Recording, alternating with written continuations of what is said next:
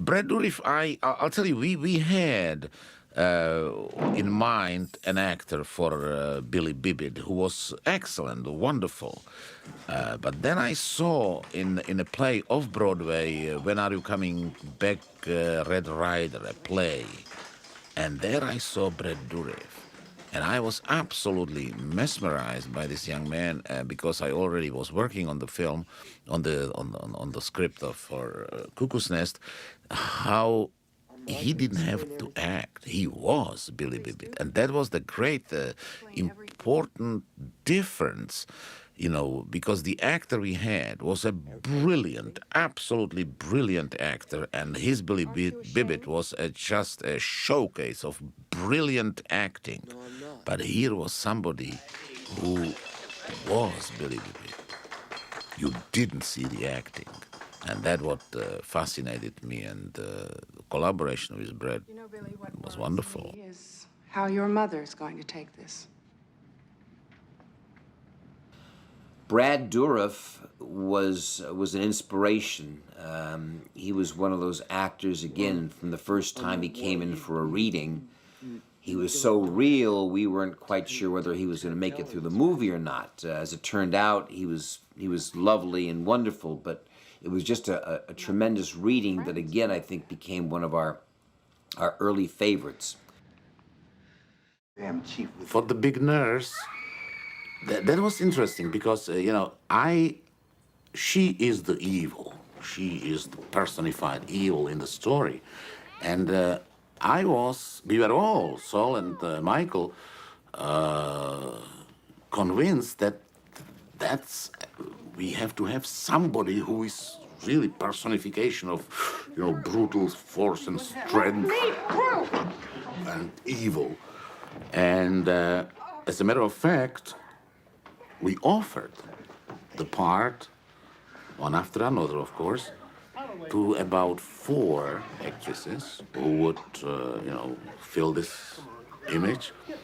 The interesting thing about the character of Nurse Ratched, and it's really a sort of a sign of the times, is that none of the actresses wanted to play a villain. This was the beginning of the women's movement, and we had a number of actresses, 5 actresses, very top-flight actresses at that time, all who turned this part down. Miloš couldn't believe it, Saul and I couldn't understand it, but there was something about the image of a woman being a villain that was inappropriate for that time in the women's movement. Now you ask a male actor, and most of us have had our best careers playing a villain, but so be it. And Miloš one time saw a Robert Altman film where Louise Fletcher had a small part in it, and he took a look at this and showed it to us and said, let's take a look. I met Louise Fletcher, and I slowly, it was not immediate, you know, decision, I slowly started to realize that it will be much more powerful if it's not this visible evil, that she's only an instrument of evil. She doesn't know that she is evil. She, as a matter of fact, believes that she's helping people. And she is soft, and she is very gentle, and she is, in a certain way, an angel. Because then it's scary. And she came in for an interview with us, and she had just the right quality, and was a great discovery, and we were so happy that out of that she won the Oscar for Best Actress, and also thankful for Miloš doing his homework. Mr. Seatbelt.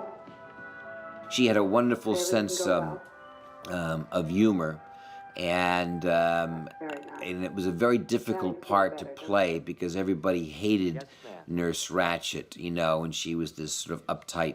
And there was, I believe, one moment where she kind of opened up her nurse's front, kind of flashed her group therapy sessions, and at the end of some long day as a sense of kind of comic relief. I think everybody appreciated it.